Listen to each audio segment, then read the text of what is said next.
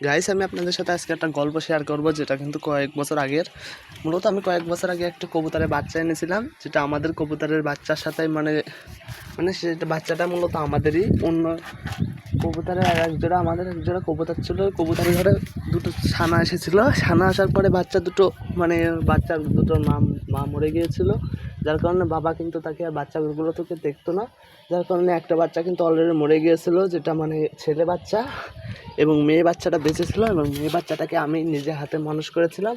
মূলত বাচ্চাটা কিন্তু এতটুকু ছিল, তখন গায়ে কোনো পালক গজায়নি। সো সেই বাচ্চাটি আজকে আপনাদের দেখাবো। সেটা কিন্তু আমাকে একেবারে পাখির মতো পোষ মেনেছিল। দেখুন, আমি আপনাদের দেখানোর চেষ্টা করছি। এই যে এগুলো কিন্তু নতুন বাচ্চা, আর এই যে আমার কবুতরটা কিন্তু মূলত এখন জোড়া বেঁধেছে, দেখতে পাচ্ছেন আমাকে দেখে কেমন ফুলছে। এবং তার ঘরে দুটো ফুটফুটে সামনাও আসে। তার পাশে কিন্তু কবুতররা মারামারি করছে আমার আবির্ভাব টের পেয়ে। এবং এই যে এটা হচ্ছে তাদের ঘর, বাচ্চা। এবং এই যে এটা হচ্ছে আমার সেই কবুতর। দাঁড়ান, আমি আপনাদের দেখানোর চেষ্টা করছি বের করে বাইরে। এই যে নিয়ে চলে আসলাম আমার সেই কবুতরটাকে। সে কিন্তু এখন আমার কাছে বেশি থাকতে চায় না, কিন্তু এমন একটা সময় ছিল সে আমার কাছে সারাদিন থাকতো। মানে আমার একেবারে পাখির মতো পোষা ছিল, কিন্তু এখন আর পোষা নেই এতটা। সে জোড়া বেঁধে একেবারে দেখতে পাচ্ছেন ওড়াউড়ি করছে, কিন্তু বেশি আমাকে দেখলে বেশি একটা ওড়ে না। দাঁড়ান, আমি ভালোভাবে ধরে রেখেছি, দেখতে পাচ্ছেন কতটা শান্ত হয়ে আছে কবুতরটা। সে কিন্তু উঠতে পারে। আমি কিন্তু তাকে জোড়াটা বেঁধে দিয়েছিলাম, মানে আমি কবুতর ঘরে রেখে যেতাম। একটু বড় হলে আমি তাকে ছোটোবেলায় রেখে যেতাম, কিন্তু অন্য করতে তার মাথা একবার ঠুকিয়ে দিয়েছিল, রক্ত বের করে দিয়েছিল, তখন গায়ে পালক গজায়নি। এবং সেই থেকেই কিন্তু আমি কবুতরটাকে আমার নিজের একটা ছোটো ঘর বানিয়েছিলাম, সেই ঘরেই মানুষ করেছি। এবং তারপর কিন্তু আমার কবুতরটিকে বড় ঘরে রেখেছে, এবং সেখান থেকেই কিন্তু সে জোড়া বেঁধে অনেকবার বাচ্চা করেছে। আর একটা কথা বলে রাখি, আমার কবুতরটা কিন্তু মুরগি। তাকে কিন্তু আমি যখন আগে শীষ দিতাম, তখন আমার পাশ ঘুরতে একেবারে মূলত পাখির থেকে অনেক গুণ পোষা ছিল কবুতরটা। ওই যে উড়ে গেল, এখন আর আসলে আমার আশেপাশে থাকে না, সব সময় আমার থেকে মানে এড়িয়ে চলে আমাকে। কোনো সমস্যা নেই, আমি এটাই চেয়েছিলাম। আমি মূলত তাকে বাঁচিয়েছি। এই যে দেখুন, সে কিন্তু আমাদের চিলেকোঠার ছাদে উঠে গেছে, কিন্তু আবার ঘরে যাবে মনে হচ্ছে। দেখুন আপনারা আগে, দেখতে অনেকই সুন্দর। এই যে আবার ঘরে উঠে যাচ্ছে। এই বাচ্চাটা কিন্তু নতুন, আর এই যে বাচ্চা, এটা কিন্তু ওর বাচ্চা না। এবং আমি আমার কবুতরের বাচ্চাগুলোকে দেখানোর চেষ্টা করছি। ওই যে আমার কবুতরটা চলে গেছে ঘরে। এই যে তার মোরগ, এটা তার স্বামী, আর এটা আমার কবুতর। দেখুন, আমি তাদের বাচ্চাদের দেখানোর চেষ্টা করছি। এই যে, ও গাইস, একটা বাচ্চা তো আলাদা হয়ে গেছে।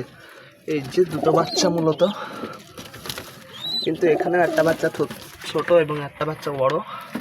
এটা কারণ হচ্ছে একটু খাওয়া দাওয়ার ঘাটতি। আমি আপনাদের বাইরে বের করে দেখানোর চেষ্টা করছি। এই যে একটা বাচ্চা বের করেছি, আর ছোট বাচ্চাটা, এই বড় বাচ্চাটা কিন্তু অনেক চালাক, কারণ আমি আপনাদের ফাঁকা নিয়ে যাওয়ার চেষ্টা করছি। এই তো আমি চলে এসেছি। এই যে আমার কবুতরটা কিন্তু আমি এই বাচ্চার থেকে ছোটো বয়সে এনেছিলাম। এবং দেখতে পাচ্ছেন আমার কবুতরের মতো কিছুটা রূপ আছে তার। এবং নেক্সট টাইম যখন বড় হবে, তখন আমি বাচ্চাটিকে আপনাদের দেখানোর চেষ্টা করব। দেখতে পাচ্ছেন, দাঁড়ান, আমি এদের মাকেও আনছি, তাহলে আপনারা পরিষ্কার বুঝতে পারবেন। বাচ্চাটা তো এখানে থাক, তার বাবাকেও দেখাচ্ছি। দাঁড়ান, বাচ্চার বাবাকে আগে আমরা বাচ্চার বাবাকে ধরে নিই। এই যে এটা কিন্তু একেবারে বুনো মতো, মানে এই বাচ্চাটা একে কিন্তু আমি পোষ মানাইনি, এর সাথে আমার বাচ্চাটা জোড়া বেঁধেছিল। এবং এই কিন্তু ওদের বাবা, দেখুন বাবার মতো বড়টা হয়েছে। এবং আমি মাটাকে আনছি। ও গাইস, বাচ্চাটা মনে হচ্ছে দৌড় মারার চেষ্টা করছে। দাঁড়ান, ওকে আমি আগে ফাঁকা জায়গায় রেখে দিই, নাহলে কখন পালিয়ে যেতে পারে। দেখুন, বলতে না বলতেই আরেকটু হলে সিঁড়ে থেকে পড়ে যেত, যার কারণে কিন্তু আমি আবার ফাঁকাই দিলাম। আমাদের ছাদটা কিন্তু খড়ি আছে, যার কারণে খড়ের নিচে গেলে আমি কোনোভাবে ধরতে পারবো না, যার কারণে আবার আসতে হলো। এই তো আবার দৌড় মারছে মনে হয়। এই তো গাইস, আমি আসলাম আমার কবুতরটাকে ধরতে। এই যে এই আমার কবুতর, ওই পাশে ওর স্বামী। দাঁড়ান, আমার কবুতরটাকে আগে বের করে নিই। আমার কবুতরটা কিন্তু এখন আমাকে ঠকিয়ে দেয়, কেন জানি না। আমার কাছে ধরা দিতে চাই না আগের মতো। এই যে এটা কিন্তু মুরগি কবুতর, এটা আমার। আর ওটা হচ্ছে, এই যে দেখতে পাচ্ছেন, এই মুরগির সাথে কিন্তু তার অনেক মিল আছে। দেখতে পাচ্ছেন আমার কাছে মূলত এখন ধরা দিতে চাই না। তো আমি বাচ্চা দুটোকে এখন বসবো। এই যে সেই বড় বাচ্চাটা অর্থাৎ মোরগ, আর এটা হলো মুরগি। আমি কিন্তু এখন দুটো বাচ্চাকে আবার বাসায় ফিরিয়ে দিয়ে যাচ্ছি। এই তো চলে এলাম বাসায়, কিন্তু আমার উপস্থিতি টের পেয়ে অন্য কবুতররা ইয়ে করছে। এই যে বাচ্চাটা যাচ্ছে না, যা যা যা যা। এই যে আমার কবুতর, আমি কিন্তু একে অনেক খাইয়েছি, এবং যখন ছোটো ছিল তখন আমি তাকে সর্ষে খাওয়াতাম, আমার বড় হলে খুদ, তারপরে চাল, আর এখন ধান খায় আমার কবুতরটা। আর এই যে আমাদের বাসায় কবুতরের ঘরে আরও অনেক কবুতর আছে যারা কিন্তু ডিম পেড়েছে, কেউ কেউ বাচ্চা। এখন যেহেতু বিকেল টাইম এবং চারিপাশের ওয়েদারটাও তেমন ভালো না, মনে হচ্ছে বৃষ্টি হবে। দেখুন আপনারা, চারিপাশে অনেক মানে জোরে বাতাস করছে, যে কোনো সময় ঝড় হতে পারে, কিছুই বলার নাই। কালও কিন্তু এরকম টাইমে ঝড় এসেছিল অনেক জোরে, আজকেও কিন্তু তার উপস্থিতি টের পাচ্ছি আমরা।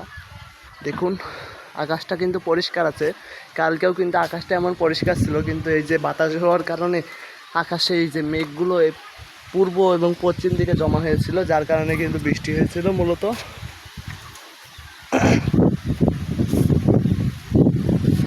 এবং দেখতে পাচ্ছেন চারিপাশে কিন্তু অনেক জোরে বাতাস করছে, সাথে মানে আমরা ঝড়ের উপস্থিতি টের পাচ্ছি। আপনাদের আমি আরও উপরে উঠে ভালোভাবে দেখানোর চেষ্টা করছি। উপরে উঠে কিছু কথা বলবো আপনাদের উদ্দেশ্যে, যে আপনারা যদি আমার মতো একটা কবুতর পালতে চান তাহলে অবশ্যই কী কী করবেন এবং কী কী করবেন না সেটা আপনাদের দেখাবো। এই তো চলে এসেছি। সো আপনারা যদি একটা কবুতর পালতে চান তাহলে আপনাদেরকে সর্বপ্রথম মানে ছোটো যদি একুরে একটা কবুতর পালতে চান, আপনাদেরকে একটা কবুতরের বাচ্চা নিতে হবে। নেওয়ার পরে মানে ছোটোবেলায়, বড় হলে নিলেও হবে, সমস্যা নাই, কিন্তু ছোটোবেলায় নেন। যদি আপনারা পাখির মতো করে পুষতে চান তাহলে আপনাদের একটু ছোট্ট নেওয়া লাগবে, আর যদি আপনারা এমনি ঘরে পুষতে চান তাহলে ধাড়িতে আনলেও হবে, সমস্যা নেই। মানে একেবারে বড় তাই প্রাপ্তবয়স্ক। আমি কিন্তু একেবারে ছোটোবেলায় এনেছিলাম বাচ্চাটাকে, তার মা বাবা খেতে দিতে না বলে মরে গেল একটা বাচ্চা, যার কারণে তাকে এনেছিলাম, না আনতাম না। সো আপনারা ফার্স্ট টাইম কী করবেন, যখন বাচ্চাটাকে একটু ছোটোবেলায় আনবেন তখন আপনারা তাকে যে ভাঙার ভিতরে বানিয়ে টোপলা বানিয়ে, সর্ষের টোপলা বানিয়ে ভাঙা একদিকে ছিদ্র করে দেবেন। এই যে আমি আপনাদের উদাহরণস্বরূপ দেখাই, এই তো ধরুন সরিষা, এইটা ধরো সরিষা এই ভাঙার ভিতর দিয়ে দিবেন, যে কোনো একটা ভাঙা দিয়ে মানে মুঠো করে নিয়ে এখান থেকে হালকা ছিদ্র করে দেবেন, মানে ছিঁড়ে দেবেন কাপড়টা, যার কারণে বাচ্চার মুখটা ওর ভিতরে ঢুকিয়ে দিলেও নিজে নিজেই খাবে, আপনার কোনো কষ্ট করা লাগবে না। এবং এটা কিন্তু আপনি দিনে 3 থেকে 4 বার অথবা 5 বার করতে পারেন, মানে খাওয়াতে পারেন, সমস্যা নয়। মানে আপনি 5 বার দিনে কমসে কম 5 বার খাওয়াবেন, আপনার বাচ্চাটা কিন্তু তাড়াতাড়ি বড় হবে। এবং পানি কীভাবে খাওয়াবেন সেটা কিন্তু অনেকেই জানেন না। তো পানি খাওয়াবেন হলো এই যে কেলেমন কিংবা মজো স্পিড, এই যে মুখটি থাকে না, মুখটা হালকা মানে পুরো একটা পানি নিয়ে পানিতে কবুতরের বাচ্চার মুখটি ঠেসে দিলেও নিজে নিজেই খেয়ে নেবে। তবে খেয়াল রাখবেন যেন বেশি না খায়, মানে আপনি পরিমাণ মতো দেবেন আপনার মতো, বেশি খাওয়ালে কিন্তু বাচ্চার ঠান্ডাও লাগতে পারে। দাঁড়ান আমি একবার দেখাই আপনাদের বাচ্চাটা কিন্তু আমার কাছে এখন ধরা দিতে চাই না, কিন্তু যখন সে ছোটো ছিল তখন কিন্তু আমাকে ছাড়া বাঁচতো না, মানে আমি শীষ দিলে হাই করলে আমার কাছে চলে আসতো, পুরো পাখির থেকে অনেক গুণ বেশি বসা ছিল। এই তো নেমে গেলাম। আপনাদের হয়তো মনে প্রশ্ন থাকতে পারে যে আমি এর বাড়িতে উঠে কীভাবে এবং নাবি কীভাবে। সো এটা কিন্তু আমাদের চিলেকোঠার ছাদ, দাঁড়ান দেখানোর চেষ্টা করছি। এবং আমি কিন্তু আছি বর্তমান ছাদে, আর এই যে আমাদের চিলেকোঠার ছাদ, ওই পাশে ট্যাঙ্কের টোল, আর এই যে খড়ির মাচা, এটা পুরোটা নিয়ে আমাদের ছাদ। আর এই যে আমাদের প্রতিবেশী, এটা আমার কাকাদের, এবং এটা আমাদের বাড়ির প্রতিবেশীরা, আমাদের গ্রাম। ওই যে মাঠ, ওগুলো সামনে বিল। এবং এটাতে আমি মূলত উঠি, এই যে দরজা আছে, এই দরজায় প্রথমে এখানে পা দেওয়ার পরে এখানে আর এক পা দিয়ে তারপরে এখানে আমি বসি, হালকা করে বসে এখানে বাম পাটা এখানে দিয়ে ওখানে উপর দিয়ে এখানে উঠে যাই। আমাদের কিন্তু এখন বর্তমান প্রায় বাচ্চা দিয়ে প্রায় কিন্তু 20টা মতো কৈতর আছে, মানে কবুতর আছে, মানে ছোটো তাই দিয়েও। সো আমাদের কবুতরের ভিতরে আমার এই কবুতরটাই আমার সব থেকে বেশি ভালো লাগে। এই যে আমার আশা টের পেয়ে সে কিন্তু আবার বাঘ ভুকুম করা শুরু করে দিয়েছে। মূলত কিন্তু সে ডাকতো, মানে ঘুঘু যেরকম ডাকে ঘুঘু করে, ও কিন্তু ডাকতো, এখন আর ডাকে না, কারণ এখন বন্য হয়ে গেছে যেহেতু। এই যে আমার কবুতর, ধরে আসার চেষ্টা করছে, এই যে ধরে ফেলেছি। মানে এখন মাঝে মাঝে সাঝে ধরা দেয় এবং মাঝে সাঝে ধরা দেয় না, তো কিছু করার নাই, এটাই প্রকৃতির নিয়ম। নতুন সঙ্গী পেলে কেউ কারো দেখে না। এই যে আবার ধরা দিয়েছে, এই যে মাঝে সাঝে ধরা দিচ্ছে এবং দিচ্ছে না, এটাই শিখে। একে আমি মূলত পুষেছিলাম 24 সালের শেষের দিকে এবং এখন কিন্তু 26 সাল, যে অনুযায়ী তার বয়স কিন্তু 2 বছর, মানে এখনও 2 বছর হয়নি, কিছুদিন পরেই হয়ে যাবে। এই যে আমাদের কবুতর ঘরটা, এখন চারিদিকে যেহেতু ঝড় হচ্ছে সেজন্য আমরা কবুতর ঘরটা দরজা লাগিয়ে দেবো। এই যে ঝড়ে যাতে দরজা যাতে না লেগে যায় সেজন্য বাসটা আমরা ব্যবহার করি। এবং এই ঝড় যখন হয় তখন কিন্তু দরজা লেগে যায়, যার কারণে কবুতর দিনের বেলা বেরোতে এবং ঢুকতে পারে না। ঝড়ের কারণে কিন্তু আমরা চলে যাচ্ছি এখন, এবং ভিডিওটা এখানেই অফ করতে হবে, কিছুক্ষণ পরে সন্ধ্যে হয়ে যাবে। চারিপাশের ওয়েদারটা মোটামুটি ভালো, যার কারণে সাথে কিছু সময় থাকার চেষ্টা করছি, ততক্ষণ আপনার সাথেই থাকুন। সো আমি কিন্তু কবুতরটাকে অনেক ভালোবাসতাম, কবুতরটাও ভালোবাসতো। সে যখন বড় হয়, মানে হালকা মানে নিজে নিজে খাওয়া শেখে, তখন আপনারা তাকে খুদ দিবেন। যেমন মানে চাল ভাঙানোর সময় যে চাল যখন ছোটো ছোটোভাবে ভেঙে যায় এতটুকু করে, ওটাকে কিন্তু গ্রামের ভাষায় আমরা খুদ বলে থাকি। আপনারা কী বলেন কমেন্টে জানাবেন। সো ওটা কিন্তু দিবেন, ওটা দিলে কি হবে, আপনার কবুতরটা কিন্তু মানে গিলতে সুবিধা হবে, এবং যখন আর একটু মানে হালকা প্রাপ্তবয়স্ক হবে তখন আপনারা কবুতরটাকে আপনারা দিবেন হচ্ছে চাউল, যেটা কিন্তু আপনারা ভাত রাঁধবেন। যারা মানে ভাত খায় এবং ভাতও দিতে পারেন, সমস্যা নাই, ভাত দিবেন লবণ দিয়ে। এবং আপনারা দিতে পারেন আরও ধান, মানে একটু বড় হলে পুরোপুরি। আমি কিন্তু এখন আমার কবুতরকে ধান দিই প্রতিদিন সকালে। এবং